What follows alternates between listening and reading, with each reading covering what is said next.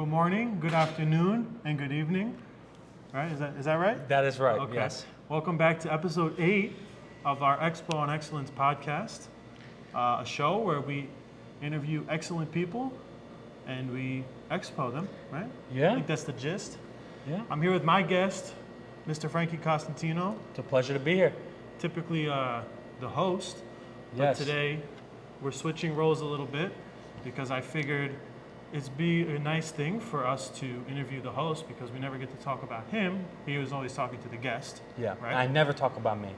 Very humble that way. Well, Extremely humble that way.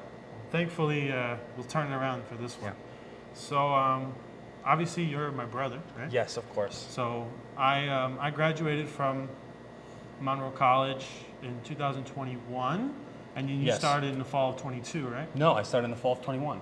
Oh, so we were one semester. We graduated I graduated high school right. when you graduated college. It's about the Yes, same time. yes, yes. You graduated college 2 months in April, technically. Right. And then we walked the same month.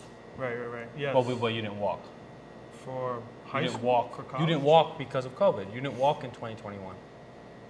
No, I I did gradu- it afterwards. You did it in 2022? Yeah. Because they combined a bunch of classes together. Yes. I remember that. It was like, that was a big... It was, Remember the it was big 3 event? years of graduation, so Right. we had all those people. It was very long.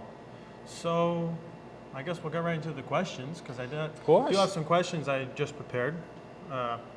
So, one question I think is a good one is, I know the answer because it was kind of a collaboration. But what made you want to start doing this podcast as something that you said, was it more something promotional? Was it something you wanted to do? What was the gist of it? Because I'm pretty sure we were sitting right over there at that table when we kind of had the idea, but Yeah. what was the main reason? Well, why? it's a really fascinating question, and the answer's multifaceted, as it should be. The idea of a podcast for Colonnades is not, and especially something for Colonnades to New York, is not something that I haven't thought about. Right. But when I was approached by someone who works at the school, Leslie Jerome, Mrs. Jerome actually suggested to me that I either host or be a guest on the 90th anniversary Culinary Institute of New York version of the podcast. They wanted to make one for every different school within Monroe. And not only, we actually did that last month, and it should be coming out by the time this semester starts. We had 2 weeks out from that about right now. But that idea, I was kind of like, that's cool, but that's like a one-time thing. It's just for Monroe's 90th anniversary. Doing something permanent would be really cool, but it's, like you said, it's promotion for the school, 100%. And it's also for me, growing as an individual, growing as a person. I love writing, I love media and promotion, all that kind of stuff, and journalism, and this all coincides with it. And anything I can do to help me grow as a person and challenge myself, and especially giving back to people, and I feel like this is one of the ways I can do that.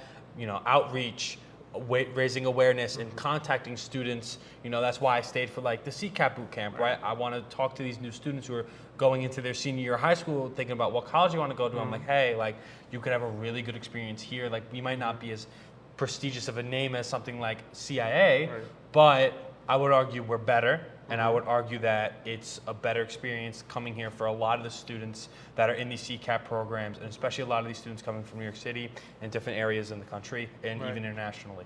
Right.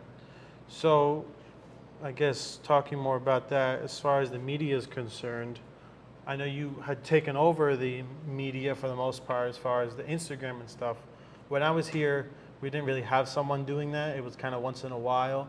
And that was something that I kind of brought up to the dean, obviously our father, saying we should really try to get our name out there more because people still they know us, but we can still be, a lot of these schools have these teams that actually do the media and make it look really nice. And when you took over, I saw that. I'm like, oh, wow, because I don't know if that's something you had studied, you had researched, or that's something that you just kind of fell into.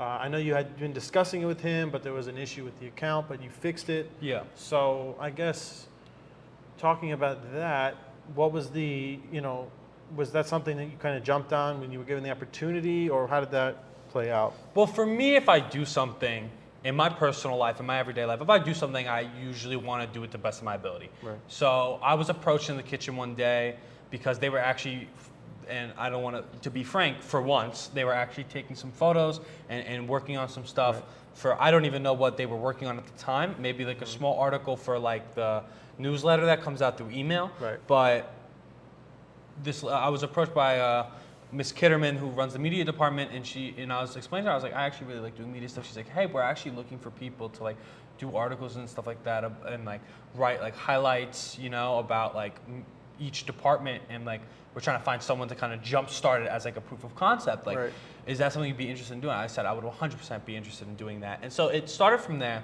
And you know, I did some articles, but for me, like, I know when these articles go out, like, of course the dean's gonna read them. You know, you'll have maybe some professors read them. Oh, you did a good job.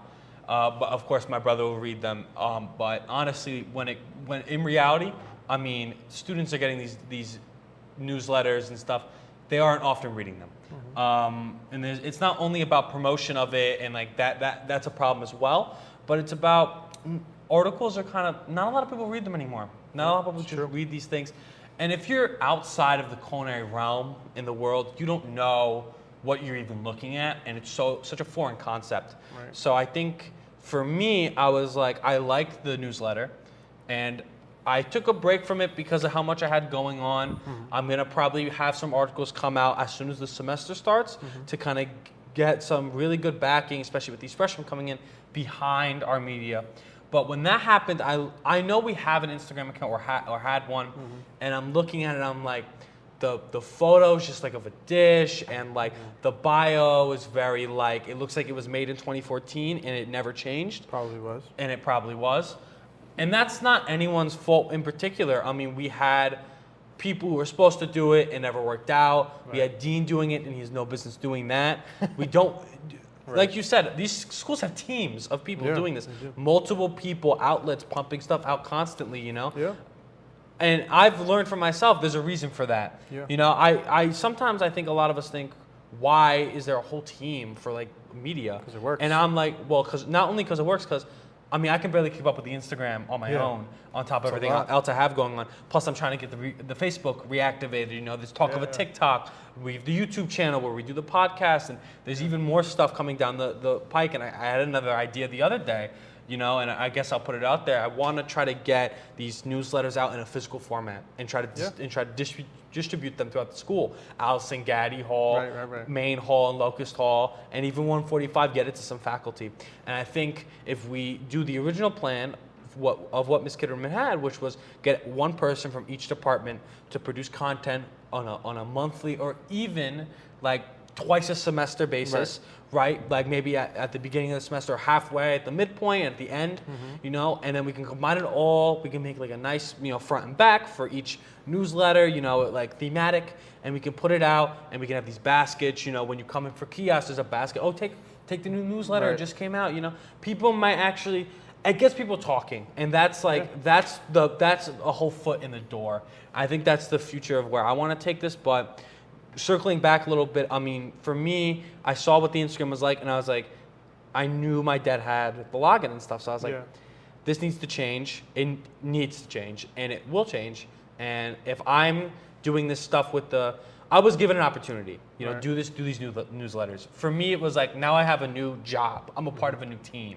Even if I'm soloing it, I'm still on this. I'm doing the media, and that is like I said, it's important to me, but let's do it right. So I grabbed the Instagram, and I think I've been doing an okay job so far. Yeah, but I think there's a lot of improvements that can be made, and I'm looking into that. But at the same time, I put a lot of hands in a lot of baskets. Yeah. So that's just how I am, and that's how I'll always be. Right. But I mean, that's how that kind of got started, and that's why it's important to me. Right.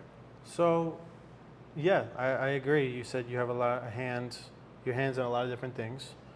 One of those things being, at least previously, obviously now with the new semester coming up, things will change. You're going to be getting an internship, and you're starting to get ready to graduate. Well, one of those big things that obviously was a big part of your career here so far at school is competitions, right? Mm-hmm. So rather than talking about that, I want to take it back a little further. You're obviously a very competitive person, I would say, right? You're you want to do well. Take me back as far as you can remember. this is going back to, I don't even know when. This would probably be elementary school, middle school, but I guess also growing up with 3 brothers, right? Or 2 brothers in your case, 2 and, yeah. It was 3 of us in the same house, all different ages, but that competitiveness that you have, where do you think that came from? And do you think you always had it? Is that something that you kind of developed as you were here? Because me and you are always very competitive as kids, right? Wiffle ball, basketball, video games, whatever it was. But I guess, was that something that, I know it was something you knew you wanted to do when you came here, but I guess looking back and then looking now, just bring me as a retrospective and then to current day. Yeah. Well, like I said about doing it, I mean, I always want to be or try to be the best at what I do. If honestly, at the time, it was like, I guess I'm going into culinary, but if I guess I'm going into culinary, I'm going to do the best I can at it. But going all the way back, that competitiveness that you talk about, I wasn't always an extremely hardworking person. I think I gained that over the course of my life. Yeah. But I definitely was somebody who always was a little bit more ahead and mature of a lot of the other people around me, which worked in my detriment in some cases and worked in favor of me in some cases. But for me, I had older brothers, you know, in a masculine-dominated household as well. Yeah. And to get your voice heard is very difficult when you have 2 older brothers and your dad and your mom, who also could be pretty, you know, out there and is not afraid to say how she feels. Agreed. Definitely not someone who retains from saying how they feel. No. You know? She's yes. Yes, 100%. 100%. And I wanted to be heard. And I felt like if I wanted to say something, I should have it heard. And it shouldn't just be disregarded because I'm younger, or it shouldn't just be disregarded because, oh, what does he know? You know, he doesn't have the experience. Right. And I understand that. And the older I get, the more I understand. It's like, if I look back at my 16-year-old self, right, I was like, maybe I was smarter than all the other bozos running around, but I was still like a little bozo myself, right? I was still 16. True. And when you look at that in retrospective, you always, and it's hard because you have to put your brain in the perspective of someone that age. Yeah. You know, you can't just be like, well, I'm going to get more experience. I'm going to instantly be 5 years older than I am now. All that a 16-year-old, the 18-year-old, the 20-year-old has is the 20 years of their experience. And being invalidated based on the fact that they are that age, that's something they cannot do anything about and didn't choose to be born at, can be very hard to deal with. And when a conversation's being had where it's like, well, I know more because I've lived more, that's, while there might be credit to that assumption, and oftentimes there is a lot of credit to that assumption. 1, it doesn't mean that the other person should be disregarded, and 2, it also doesn't necessarily mean that the other person is like, and 2, it should probably be said in another way that tries to be more inclusive, because it's hard for people to basically be like, well, you're wrong, or accept the fact that, oh, well, you're wrong, and the reason why you're wrong is something that you won't understand unless you live for another 5 years or 2 years or 3 years. But I think you're seeing that now as you're 20, right? Yeah. You're 20. Looking back at 16, you're saying, and then I'm sure at 25, you look back at 20, and then it's just a cycle. You keep going back and forth where you're like, okay, you know, I understand what I was saying when I was 20, now I'm 25. And that's even what I'm doing now. As a 20, I'm 23. I'm looking back even a year from year and year and a year and a year back. I'm like, the change is so extreme when you look at it in a good way. Even in years, not just like several years. Even months, weeks. I mean, things can change like that. So quickly. Right? So yeah, I definitely understand what you're saying. I'm dealing with that also. I think everyone always does. I think that's kind of the way of life. It's true. Exactly. Like right now, I'm a sous chef in Manhattan for a large law firm. And I work with, every single one in the kitchen is older than me. Yes. The cooks, the dishwashers, everyone's older than me. So I also have that feeling as well. When I say something, they say, oh, well, he's not, I've been cooking longer, he's been alive. I'm like, yeah, you're right. Not cooking good, though. Not cooking like me, though. I don't say that. I say it in my head. I say it in my head, right? No, but I say, you know, I try to take a different route. I say, well, you know, this is the way I learned it from this person who, you know, taught me, which most of the time it's dad, but saying, you know, maybe we try it this way, maybe it's better, and usually it is. Yeah, you have to suggest it. You have to cater your words to how they are. Not, this is wrong, let's do this. It's like, oh, you know, I think this would be really, like, act like you just came up with it. Like, oh, I just thought about this. It would be a really great idea. Like, why don't we skim the top of the stock? Maybe Yeah. get some of that fat out. Maybe that would actually end up in a better product. Why don't we peel some of the product or wash some of the product before we put it in there? Wouldn't it maybe it could possibly, let's just test it out and test taste it out. and let's see what we think. It's funny. You I know? did that exact thing this week. I was making stock this week. The girl came up to me. She said, "How do you do this?" I said, "Well, and then I brought her through the process, exactly what you just said. I said, "It might be better this way. I don't know. I mean, it could be, but we'll see. We'll see. That's where, And you know the result. of course, And it's the result tried is and true. And not only is it tried and true, it's obvious. It's an obvious truth. To the people that have studied it, yes. I don't even know if I agree with that necessarily. Depends on- it good depends food's on the good thing. food. Yes. Good food's good food. Exactly. And if you taste the stock and it has fat, you're going to be able to tell. Yes. And even if you don't tell, taste them both side by side, you will be able to Yes. tell. That's how it is for me. Not everything, agree. but a lot of things. Yes, I agree.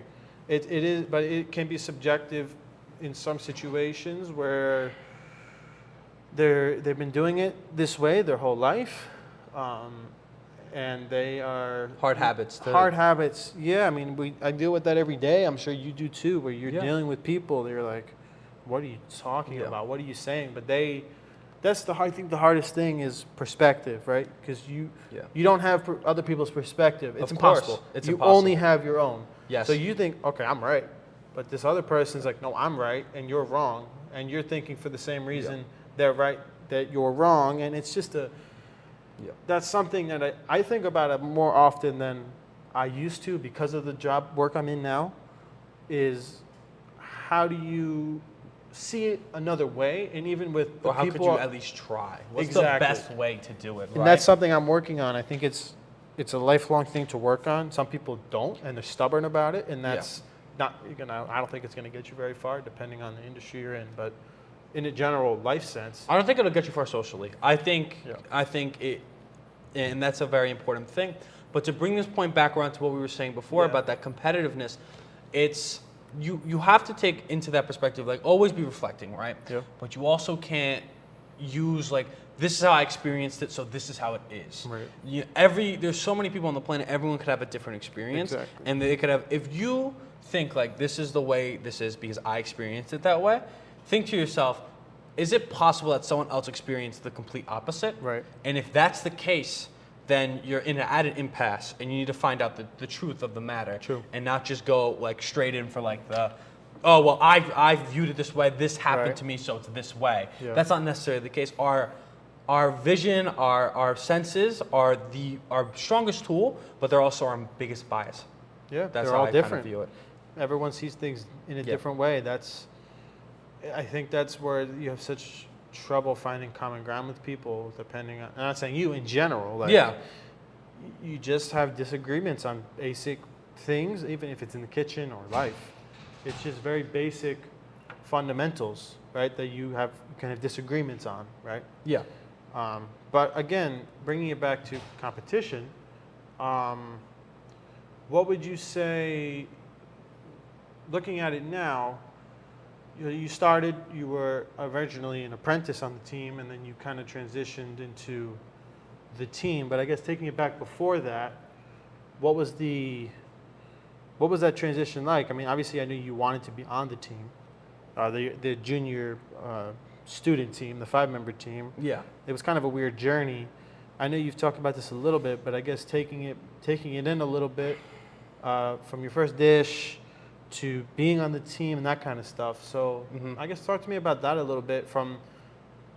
Let's take it. I'm trying to think where you haven't explored yet. I think take her from I know it's a memory, right? Take her from the first day you arrived at Huguenot to kind of the tryout. What was your thought process? Who were you talking to at the time? What was your goals, right? What were your aspirations for? I mean, obviously you can't know what you're getting into until you're actually in it. You never do. And then you look back and you look at the person that's coming in, you're like, oh yeah, I did that already. And they're like, okay. But it's still, talking about the perspective, this is kind of a perspective that everyone shares where they kind of go through the same thing. So let's take it from when you first got here, first day moving in, which I remember, until kind of the tryout, and then, Who were you talking to? What were you thinking about? Talk to me about that.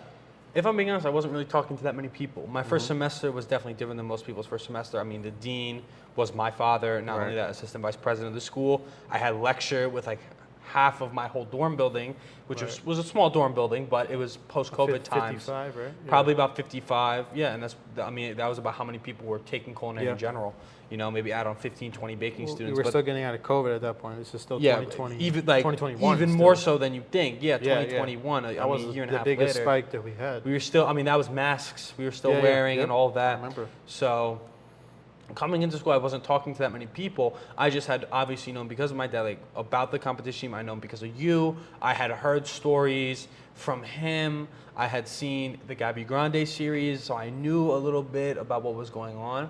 So, but during lecture, he had said, Dean, he was like, whoever wants to come in for a little practice before the tryout, meet me after class in the kitchen. And it's 2 people showed up, you know? And I think the first day, it was just me and Thomas that showed up. I think that was, he said, tomorrow morning at 8 a.m., be in the kitchen if you want some practice. That was the first one. And that was just me and him. And then he did it again the following week, and that was me, him, Kennedy, and then Gio. And then he did it one more week, and then Kaylin was there too with a couple other people. But I don't know, I saw that opportunity to be a part of something great, I guess, and I took it. But going back to like you said, who I was talking to, which like I said wasn't that many people, but going into being on the team and being picked, it was kind of like it's different than how it is now.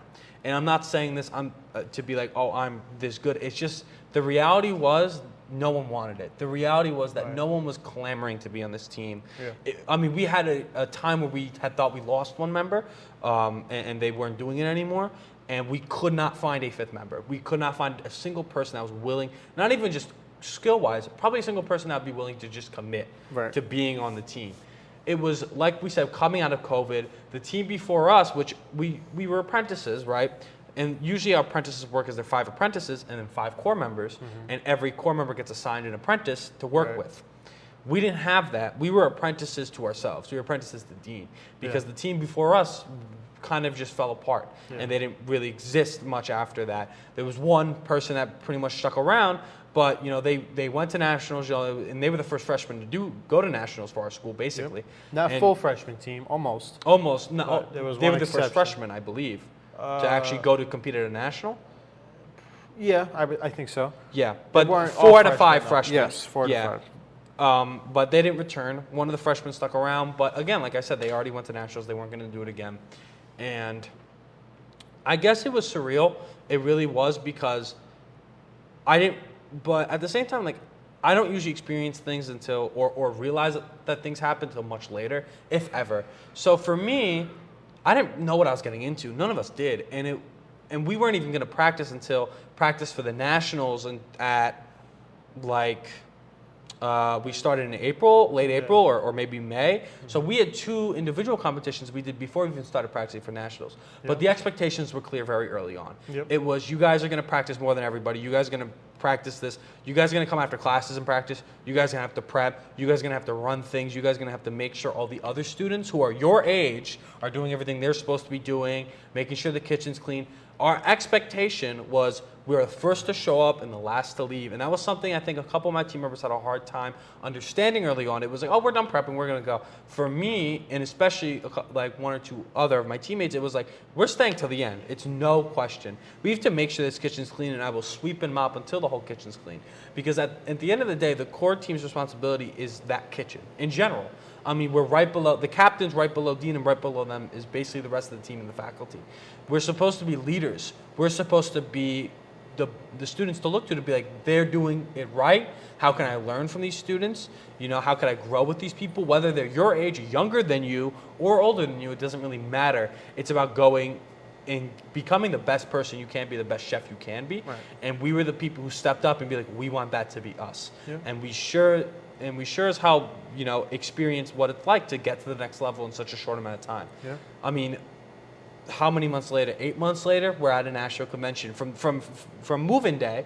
Yep. You know, the day where I came into the dorms and I got my mini fridge stocked up with some food, and I moved into a building I actually moved in with some seniors, and I didn't really know them. I didn't know anyone there.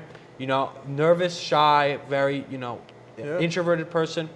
Still am to an extent, but definitely back then I'm much different than how I am now, and we're coming on 2 years ago now. It's going to be in about 2 weeks. It's going to be 2 years ago, which is interesting to think about, but... Yeah, when you started. Yeah, and my first dish, I mean, that was hard, and I had known it was hard because I learned about something what was called the force meat, an emulsification of a fatty meat and a lean meat into kind of one, making sausage or anything like that, which is what I did. I had to make a sausage for my first dish, a Moroccan braised dish.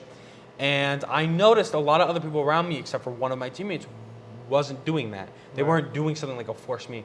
They weren't having like this advanced kind of like, oh, what is a semolina? I know gnocchi, like potato, but I don't know what a semolina gnocchi is. It has no potato in it. You know, what is this? Right. And then other people are doing like, tourne potatoes or rissoles or polenta, and I'm like, I've never even heard of what I'm doing. So I could tell off the jump that my dish was a little more, there because the expectation was higher. Right. And that's something that Dean has a really good ability of doing, which is like this student needs this amount of challenge to get to the next level. He knows exactly where the line is between pushing someone beyond their limits and not pushing people enough. And it's perfectly seen in someone like me where I had 2 competitions, probably about, let's say 20 practices, 10 for each, about somewhere around that ballpark for each comp. I didn't get a gold medal at practice or a gold medal score at practice till my last practice for my second competition. Yeah. I didn't get a gold medal practice score for my entire first dish, and then I got best of show. And if I'm being honest, my best of show wasn't even close. No one could even touch that score that day, except in the professional category, which I wasn't even in. I was in the student category. But with 4 points late, I had a 94 total. Right. I would have had a 98 without those 4-point deductions. And some judges didn't even want to take off the deduction, which actually my score ended up being like a 95. And that's really like most dishes you see, like max out, like perfect dishes, like 93-ish, 94, 93, yeah. 94, 93. And that was just a testament to how determined I was to do it. And, it was a tough road to get there. I had a minimal culinary experience before coming to the school. I went to a BOCES program that was not, pristine. And more then tailored to a home cook. Yes. More tailored to by home cook for a home cook kind of thing. Yeah. I mean, what Monroe used to be before 15 years ago, it was like, oh, you don't know what you want to do? Why don't we just, teach you the basics, culinary, maybe you can do something with it, That's how it was. And then that's how it was when I got there. Then it was decimated by COVID. That hit my junior year, March.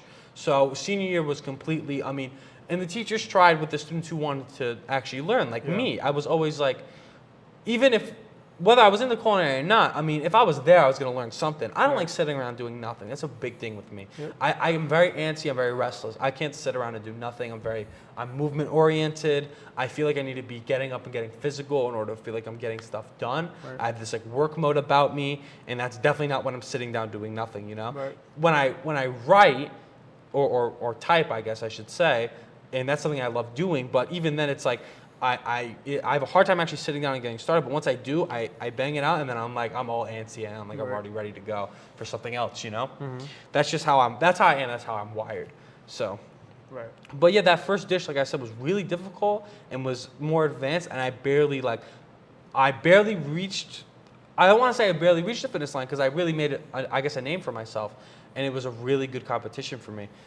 And then my second comp was similar, 90 flat. I didn't hit all my marks necessarily, but and again, really hard dish, stuff I've never done. I've never stuffed a leg. I've never chicken. Yeah, I've never made a avgolemono. I didn't even know what that was at the time. Fondant potato. I had no idea what these things were, why these cuts need to be so precise.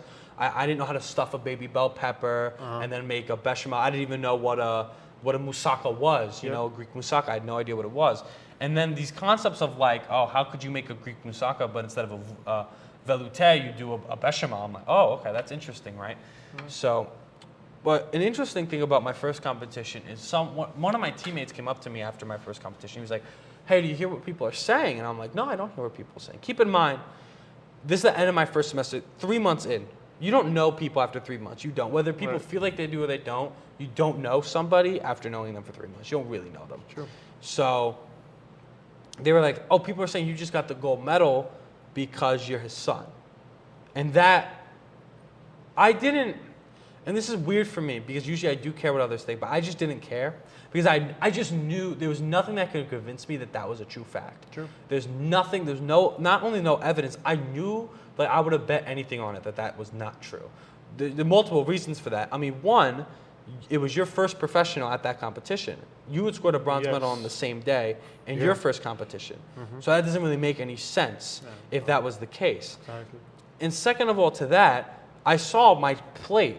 I thought I did terrible after I finished my run because I knew I was 4 minutes late. Yeah.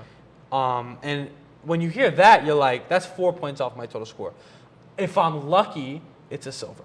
And I had made like one more mistake where I should have taken the supreme bone out of the breast and I didn't. And I actually ended up having to cut it off right before, like right as I was plating. And I had done that at one practice before and I didn't learn from that mistake. But I kind of did because when I did it at that practice, I panicked and got very upset. And so when I cut it off and when I went to make the cut for the breast, I cut it way uneven because I was very emotional because I just had messed up. But on competition day, I remember after I realized I left the Supreme on, I took a deep breath, I cut off the bone, and I cut it nicely in half, perfect size, perfect portions. So I learned from that mistake at least. I did leave the bone on, but I have You cooked it on the bone? I did cook it on the bone, yeah. Oh, interesting. Yeah. I didn't even know that. Yeah, I cooked on the bone. You I'd did done half it a before. breast per plate. Oh, yeah. Half a breast per plate because I had I had the sausage and then I had the braise as well. Yes. So I had a lot going on that first dish. And all my dishes, apart from my pastry dish I did, had a lot of components going on. Yeah. So I guess I'm used to it, but not at the same time because, I mean, Dean's always said my worst quality is definitely like multitasking.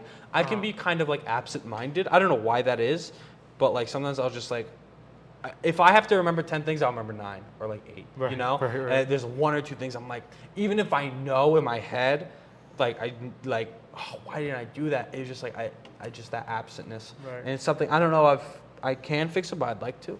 But I know you would ask me to take me through what it was like to be on the team, but I kind of took you through my first 2 competitions. That's more what I wanted. Yeah. Yeah. I mean, I think we've heard a lot about the team in the episode you did with Thomas and Gio. Yeah. So if you're more interested in that, you can go see that episode. Because I want to talk about some... Episode 2. Episode 2, yeah. I want to more touch on different things, but real quick, actually, we were in a similar situation where my first competition actually went on the road. We went to Philly, the Walnut Hill at the restaurant school, I think it was called. Yeah. I think it's closed now. That was the last year they did the competition. It was 2019. I remember being there. Yeah, you were there. Yeah. So I actually ended up in the same situation as you. I got a gold medal. I got a 93, obviously not a 98. However, I did have, what are you going to do? But in the same situation where, I will say, though, the judges I had were a little more... more feisty? Yeah, I had, Okay. I'm trying to remember who. I had one of the former ACF president, Chef Macrina, Chef Fritz Gitchner, who doesn't really like anything that he tastes. Oh, okay. So, no, but he's a good guy. He actually is. I talked to him at a show. I saw him afterwards. A few months later, we talked, and he said, "Oh, I really like that dish you did." So yeah. Decker and Turcotte were on my panel. I wouldn't say that they're definitely not afraid to say how they feel. They're the military. You know, they're I had the military doing that, and I thoroughly impressed them. I'd like to think I would have a slot in the military if I wanted to. We can get to I that. would be purviewed to that. We can get to that. We can get to that. Okay, we can get to that. There is a controversy. Oh, there is a controversy. A fake. Also, controversy. you were here at the school. I was off premise, and there there was no freezer in the kitchen. I won my national championship off premise. Okay, but you had a 5-member team. Yeah, you know. And also, some would think if you were looking at my team, right, and we're like, you know, if you really wanted to look at my team, I would really the aura. Right. I wouldn't want to either, but the aura of it would naturally be good to me. Oh, who's that doing the sound? Oh my God, is that a gelée? Like those kind of things. That's what gets people talking. Muscles, you know, the tartlet, you know, the making that and the how elegant it is, especially when I do it, right? How elegant it is.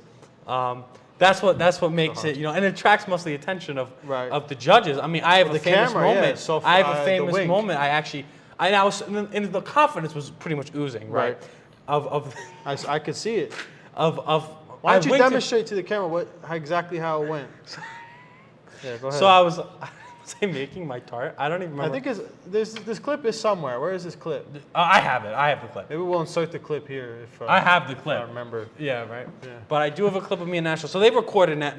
They attempted to record our national. It's the only nationals that they recorded because they did the year before, and it wasn't recording, like they did a live stream on some weird website, but they did have a camera going around. They were showing things, so I was watching.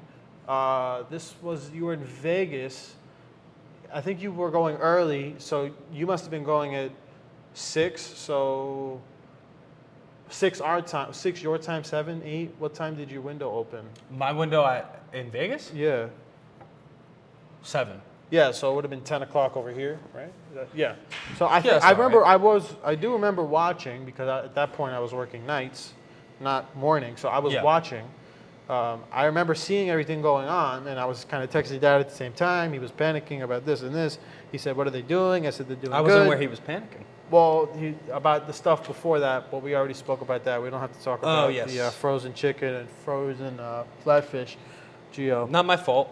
not your fault. Not my And fault. it wasn't even your responsibility. Really. It wasn't my responsibility whatsoever. In fact, my ingredients were in pristine condition. If I had Pristine to, condition. and I had my roommate that I had to, make sure also kept my stuff was in your pristine. roommate? I room with Thomas, yeah, and I have to, make sure everything's in pristine condition by the Right. time we have to roll into our window, right? With the 8 red pepper flakes.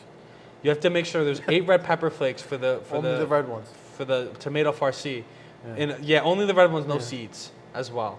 You can't have the seeds of the red It is pepper a flakes. seed though. The flakes are the seed. No. There's the red part, and then there's the white seed.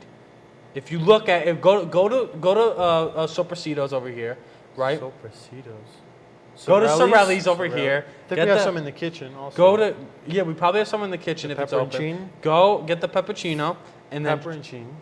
The red, You know what the I red meant. pepper flakes. the red pepper flakes, and go look. There's red flakes, which are the flakes, Right. and then there's the seeds. And he wanted the flakes. I did not even. You didn't know I'm that, pretty sure but they were that's all flakes. that's how we were talking about before, right? Where you might be 23, but if you're making, Right. parfaits, you're making some more Mornay sauce, or you're doing some stuff.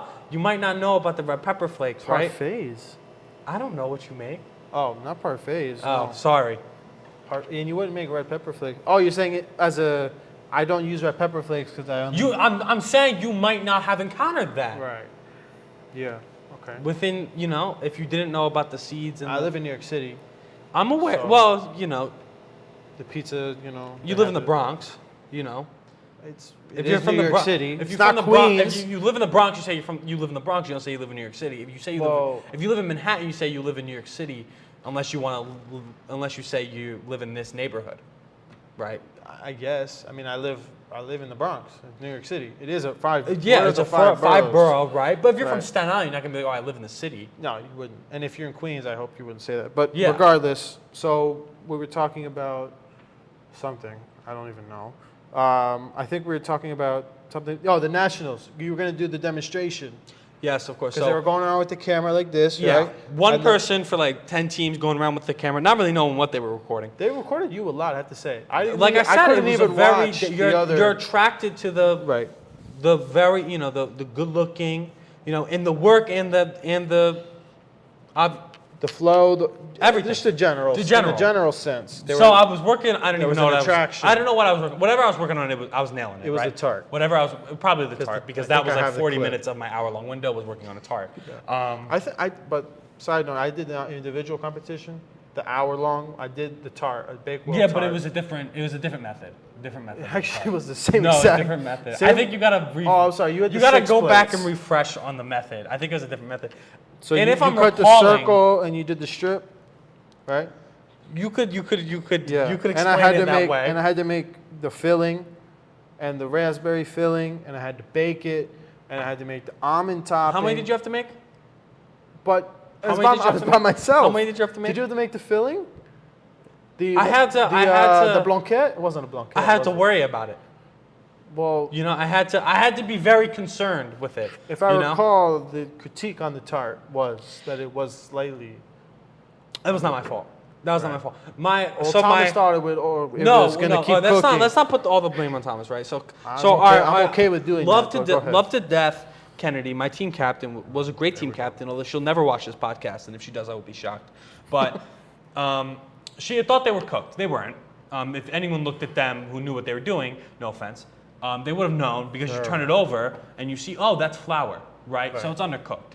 Wow. And my other teammate, God bless his soul, who's also not going to watch this, but Thomas, he just thought that the hot plates would transfer the cooking over to, I guess he thought it was a braise and not like a tart with dough and that kind of thing. He thought it was a medium rare steak. Yeah.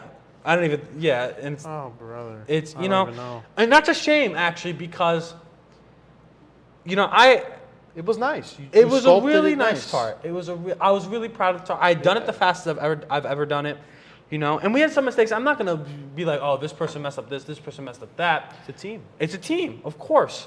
And the reality was I was the slowest on the team. If I had picked up any of my speed, I could have probably picked up a thing from either Kennedy or Thomas or whatever. Maybe the chocolate. Those things, maybe even the chocolate. Those things I don't think so. might have not happened if I was able to keep up with my speed and actually successfully do something. When I was on the original position, because we did switch positions, I covered this in the episode. We switched positions. I was on knife cuts. I went to salad.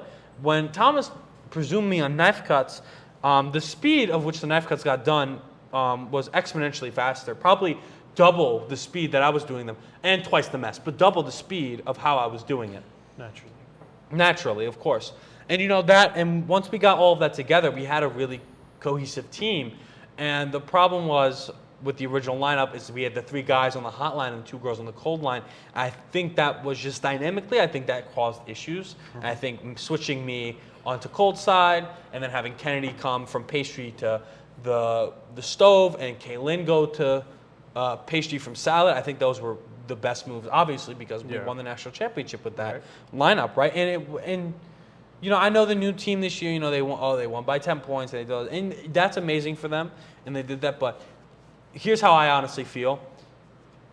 Those kids all came from high-level BOCES programs, food and finance high school. They had a lot of training, whether they liked them or not. They had a lot of training, and they definitely acted like they did.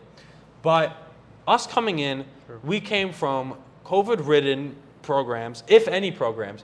Kaylin was arguably at the time the most talented chef on that team at the time of nationals, and she didn't come from a single culinary background of a program. I mean, she was a dance captain at a Catholic high school in Chelsea, New York City. That's not a diss, that's the reality of she was able to become something so amazing, and she is amazing, and she was able to become that not because she came from these prestigious programs, but because we put the work in. We did dining lab, we did semesters of competitions by ourselves. We felt like it was us, Dean, and then everyone else was around us. That's how it felt. It felt like we were separate from the rest of the world, and we were doing this thing.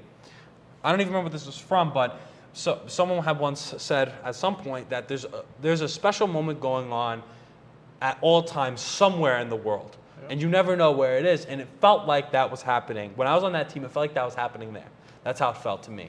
And working with those 4 other people created wherever we go, we'll always have that. Wherever we go in 30, 40 years, we'll always have. Remember that time I won that national championship, and it was a team competition. I think that's incredible to be able to be like, I won a competition with 4 teammates. A lot of these people might go out and, a lot of people win awards. A lot of people are special in that way. But to say that I was 19 at the time, I think so. Yeah, 19 at the time. And I was able to win a team competition with people I just met 8 months before. I think that says a lot, about the type of dedication and determination you have, and to my teammates as well.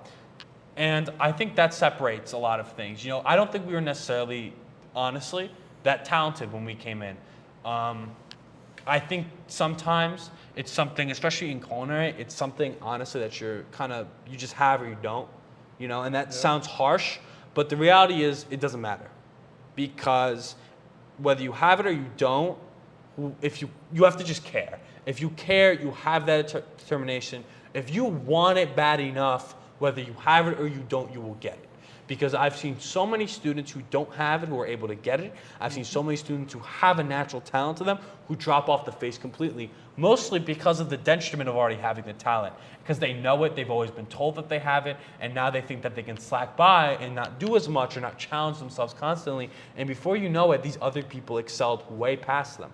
That's how I feel on the matter, and I think my personal experiences prove that. But I think just if you look at life, that's just kind of how it is. It doesn't really matter, you might have a natural ability to do something, but if you don't have the wherewithal to be like, I'm going to go and I'm going to do this and challenge myself and purposely put myself into compromising, uncomfortable situations to constantly improve, I think you'll falter, and not in a way of like you're going to end up in a bad situation, but in a way of like career-wise, you're not going to be able to get to that next level. And if that's something you want, you need to have that or find it somehow, that determination, that grit to be able to get to the next level.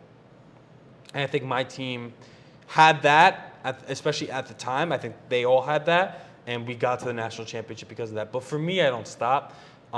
That's up to some people. A lot of people... Pay attention. Everyone who's on that team is always hardworking. You cannot be a core team Monroe member and not be a hardworking individual. But some people will win and just be like, I think I'm good. Yeah. I think I'm done. I think I'm going to go get a job. That's the best thing. I would rather, and I come from a privileged position. I realize that, but I would rather spend a year, going into debt in order to propel myself forward into becoming 10 times better than I was, a year ago. And I'd rather take on whatever I need to do in order to not have to go out of my way and have to do all these jobs and stuff. I'd rather put my career first, and my experience first, early on in my life, because that'll help me later on, and I have to rely on that. If you might make, money's very enticing, but the reality is if me or any of my teammates came in freshman year, and they were like, I'm going to get a job. And that was the first thing they did. And I was like, oh, no, I don't want to join any extracurriculars. I have a job. I have a lot going on. You might have made some money, but the reality is the people who go through the team experience and then beyond that as well make way more money and are way more successful than the people who are just like, I'm just going to get a job, right out of the gate. These people are picking up positions, if they're lucky, honestly, on the line, if they're lucky. Yeah. And then, and they could try working their way up from there. But if you're coming out of a bachelor's degree that I'm going to complete in a total of 2.5 years, and you have a national championship under your belt, recommendations from not only, pretty much any chef in the school, but other departments like the residence life department, of which I work as a resident assistant and have for countless semesters, or, advisors are going to recommend me. Other deans are going to recommend me because they see the work I do, they see the dedication I have, and that's going to propel me forward. I'm going to be able to get into high-level positions, early on in my life because of all that I did in college. These are the years, and this is something that actually I hope we can have him on because he's a very inspirational speaker. Chef LeVar Fulmore said something really important and influential in our Coleman lecture class, which I always TA every fall. And he said, it is the time of your life, speaking to a group of 100 freshmen, culinary freshmen at Monroe, he said it is the time in your life to be selfish, so you can be selfless later. Yep. And that made so much sense to me. It was like he put how I always felt into words that were better than I could ever perceive them or say them myself. This is the time in your life to be like, I'm not going to help all of you do all of these things. And this is something I'm also trying to learn myself. You can't help everybody, especially if you're sacrificing self-help for that, whether it's mentally or physically, your own self and self-worth. I think it's super important to learn when to say no, especially for really giving people, and be like, I have to focus on myself, and I have to be selfish because I want to be good to the people in my life. I want to be, when I'm 30, when I'm 40, I want to be able to, like, anyone who needs help, I want to be able to help them. Not just financially, in every way I can. And in order to do that, career-wise and everything, in order to do that, if I want to get into a position where I'm influencing people, where I'm guiding people on better paths, especially at Monroe, which the number one thing is social mobility and being able to help out individuals like that aren't coming from great backgrounds achieve really great successes. That's something I'd love to do for people, especially in the culinary field. But in order to do that, I have to be selfish now. Because if I'm selfless now, in every way in which I'm sacrificing my own career in order to help other people, or in just not having the motivation to do it, I'm not gonna be able to do those things later on because I'm gonna be too busy trying to work my way up this imaginary ladder that in reality I don't think we'll ever work our way up. You know, and I think also, I think it's nice, and this, I can't speak from experience, but I can only speak from just how I think about it. I think a lot of people pick up really bad habits from restaurants and restaurant industry. If I were to estimate, 99, maybe even 99.9% of restaurants are just unsanitary and don't have a level of culinary expertise in a way of which they work, in the methods, in the systems which they put in place, that is the best that it can be. I think Monroe can enable that, especially my dad, the dean, can enable that. So having that experience and then stopping that and then starting somewhere else, you start to notice all these things like, oh, like that shouldn't be like that, you know, and you don't have to outwardly say it, but just knowing it is more than everyone else around you. Because not only do you see it, but you actually care and you actually want to fix it. Most of these employees will just be like, oh, this is just the way we do it. You know, they don't think twice. But for you, it's like, this is the way to do it, and I know why. The most important thing, I know why it's the way to do it, right? And I mentioned the stock thing earlier, but it's a really good example because it makes sense to a lot of people. I mean, I know when I make a stock, when I bring it to a boil, I'm going to put cold water in it to have all the fat rise to the top so I can skim that. Not a lot of people know that. I know to wash and peel my vegetables because the dirt and the fiber is going to concentrate in the stock, especially once you concentrate it down and reduce it down for sauces and such. So I know these things are important. I know it's good to put mushrooms in your stock so you can get that umami profile that no other vegetable can really give you that would traditionally go in a stock. I know these things, but a lot of other people don't know these things or don't even think about these things. They just see the way that they got a job when they were 18 years old, 16 years old, 14 years old, and they got it and they were taught by someone who got that job when they were 14 years old, right? And now they're showing them 20 years later, 30 years, 40 years, 50 years later, this is how I do it because this is how I've done it for the last 40 years. That person's going to take them at face value. Be like, yes, but a lot of people, and this speaks to the importance of culinary education in general. I mean, I'm always a big believer in education. I think if you don't know what you want to do with your life, especially if you're in high school right now, if you don't know what you want to do with your life, go to college. Unless you have a game plan, like I'm coding, I'm working on websites, I'm doing all this stuff, or you have like a path, like a defined path of like, you're too busy doing all these independent stuff or working on all these projects or networking that you don't even have the time to go to college. Those are really the only people who shouldn't be going. Everyone else, you should be. And it's just worth it. It's worth it. You're going to make so much more money throughout the course of your life, even if you have to pay a little bit more upfront for 5 years. 5 years is simultaneously a really long time and no time at all, you know? And you're going to be, and especially the older you get, that becomes even more so the case. So being able to, and this is discipline, and this is something we always talk about, us and our dad, we always talk about the ability to make the right decisions, the correct decisions, especially when you know they're right, is way more difficult than a lot of people. It's the hardest thing you can do is to make the right decisions because they're often the hardest decisions to make, right? So looking at something and being like, I'm going to put in the effort. I'm going to take some pain. I'm going to take some hard times for the next 2 years and really work and really, you know, I might have to take on some debt. I might have to take on some things, but I know that later in my life, I'm going to exponentially benefit from those things that I did when I was young. That's something that a minority of people in general just understand and know how to do. People mostly think in the short term, in those kind of instances, the short term decisions. I'm going to go get a job so I can make a little bit of money. That job's not paying that much, and it's really not even going to help pay your tuition off that much. In the long run, no. In the long run, no. And I think to people's credit, a lot of it could be parental. A lot of it could be, hey, you need to go get this job. And I hear that all the time, you know. Yeah. My parents say I need to go get a job, you know, I need to be working. And I get it, but you have to sometimes it's like, You have to make that decision. Yeah. And also the flip side of it is a lot of people, if they took my advice, right, and they were like, I won't get a job. I might try to really push myself. But you actually have to push yourself. You have to actually go out there. It's not just the competition team. There's clubs. There's departments. And there's things that you can do around every college campus that can propel your career forward exponentially so much farther. I mean, you work if you are an RA, I can speak as an RA. If you work as an RA for 5-6 semesters, they know you very well. And they will, if you do a good job, of course, they will recommend you for any job, and they will always have your back. And there are always people you can go back to, rely on, to call up on, and ask for advice, and they teach you so much. And having those feet in different places is super important for me, because I don't like to be, for me, I don't like to consider myself a one-trick pony, and especially because I feel like I have something to prove, being the son of the person I am, right? Yeah.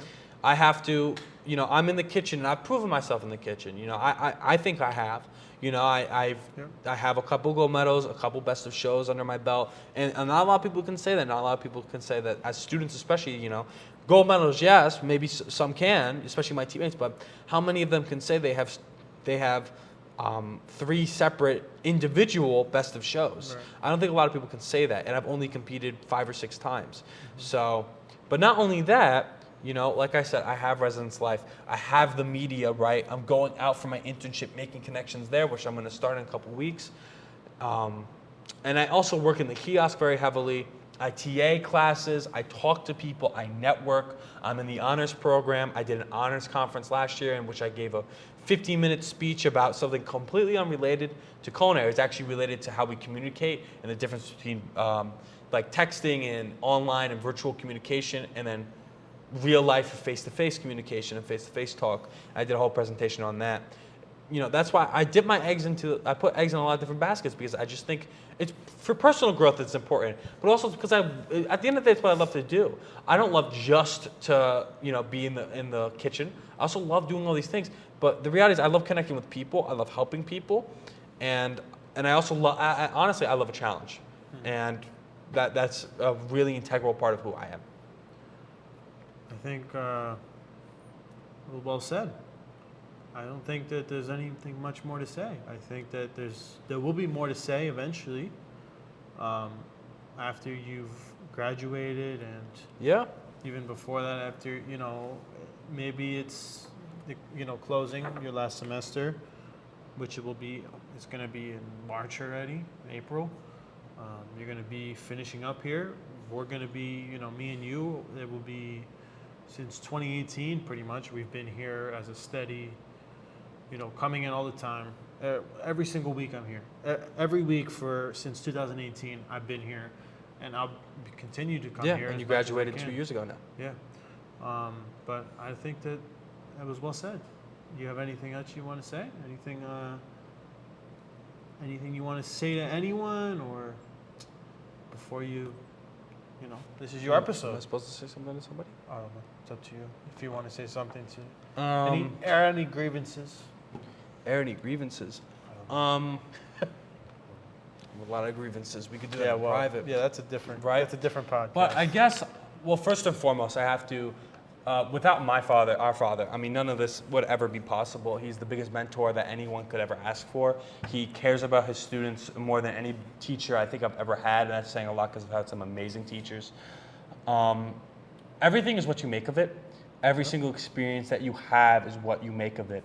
No matter how much of you might have been through the most horrible things, and I try as hard as I can to feel for people.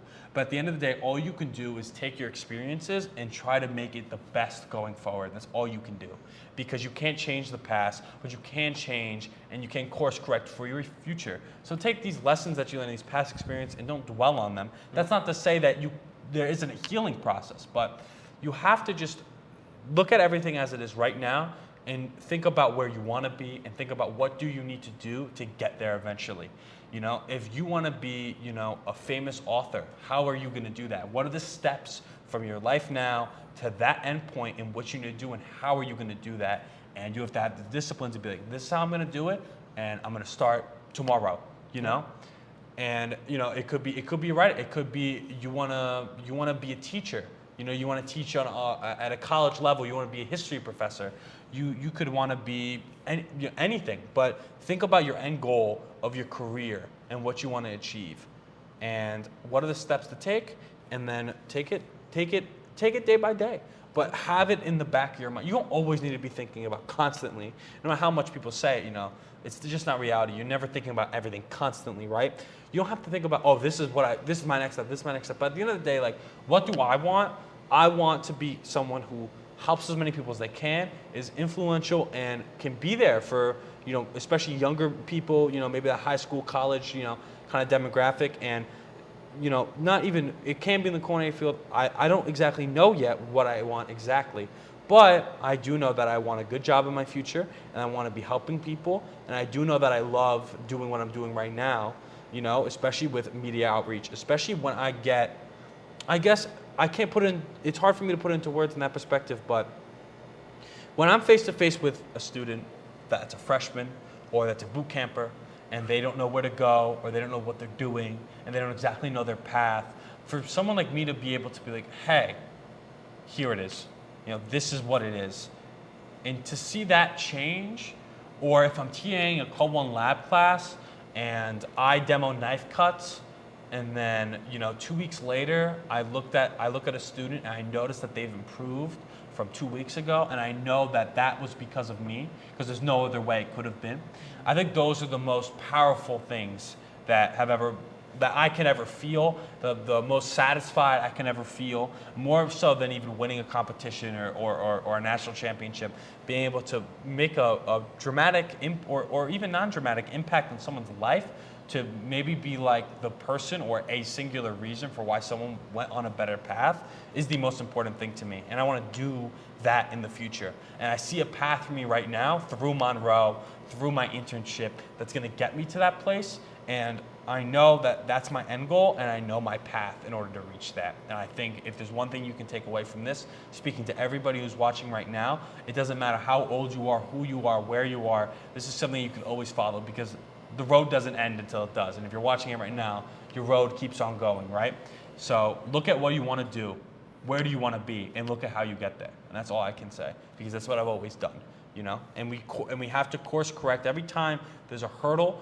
You know, the hurdle's behind us. We have to keep running. So I think it was excellently said. I couldn't agree more.